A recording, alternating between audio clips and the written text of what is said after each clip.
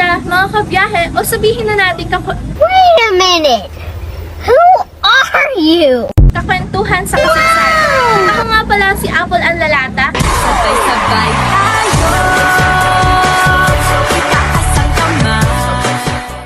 At ngayon, andito na naman tayo sa panibagong lakwatsa na may kabuluhan. Ngayong araw, samahan niyo ako maglakbay pabalik sa nakaraan. Dito mismo sa Baraswain Church sa Malolos, Bulacan. Ang Baraswain Church ay tinayo noong taong 1888 at opisyal na kilala bilang Our Lady of Mount Carmel Parish Church. Pero higit sa pagiging simbahan, ito ay naging duyan ng demokrasya sa Asya. Dito ginanap ang makasaysayang unang kongreso ng Pilipinas noong 1898 sa pamumuno ni Emilio Aguinaldo. Dito rin binuo at nilagdaan ang Saligang Batas ng Malolos, ang kauna-unahang republika sa buong Asya na pinumunuan ng mga Pilipino. Kaya nga, tinawag itong Cradle of Democracy in the East. Habang naglalakad ka sa loob ng simbahan, parang naririnig mo pa rin ang mga tinig ng mga revolusyonaryo. Mga tinig na nagsasabing ang kalayaan ay karapatan ng bawat Pilipino. Hindi lang kasaysayan ang taglay ng Baraswain Church, kundi pati ang ganda. Ang loob nito ay may Baroque style architecture na makikita sa mga detalyeng inukit sa altar at kisame. Ang patrono ng simbahan ay si Our Lady of Mount Carmel, na itinuturing na tagapangalaga ng mga debotong naghahangad ng kapayapaan.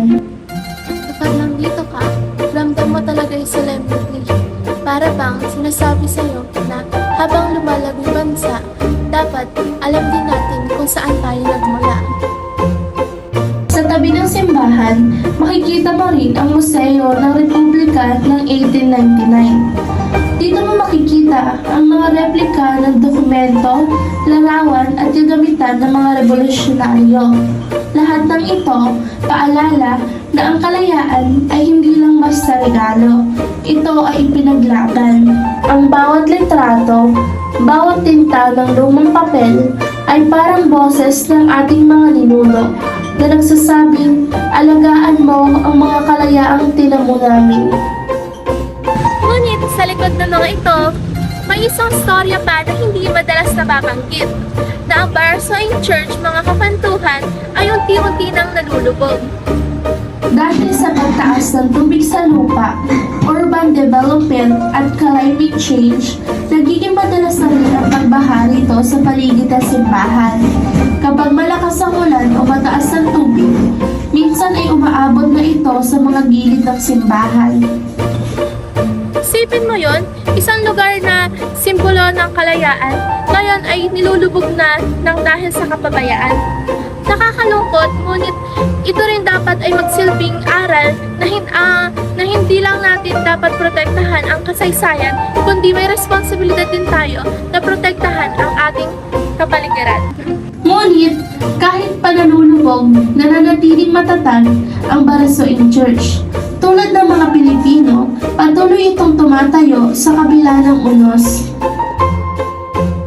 Ang Baraswain ay simbolo ng pananampalataya at pagkakaisa.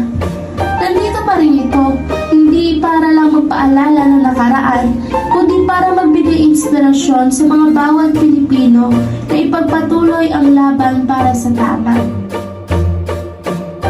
So yan mga kakantuhan, nawa ay may bago kayong natutunan at naramdaman sa ating paglalakbay.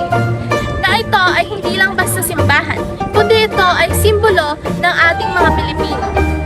Kung minsan, kailangan nating bumalik sa mga ganitong lugar para maalala kung gaano kahalaga ang ating kasaysayan at kung bakit nga ba natin kailangan ipaglaban ang kinabukasan.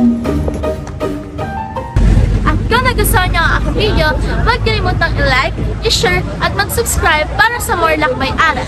Ako si Apple ang Lalata. At tandaan na mas may kabuluhan ang paglalakbay kapag ito ay sinamahan ng kaalaman at malasakit sa ating kasaysayan. Gusto mo naman